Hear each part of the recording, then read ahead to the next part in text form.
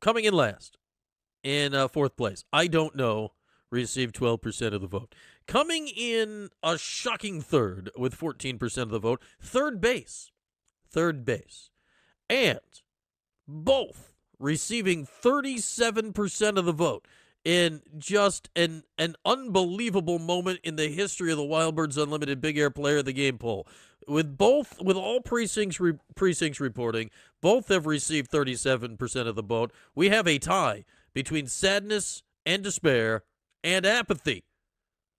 So with that, our Wild Birds Unlimited Big Air Players of the Game here on this Tuesday night turned Wednesday morning, it is the unholy trio of Sadness, Despair, and Apathy. Here's basketball. There we go.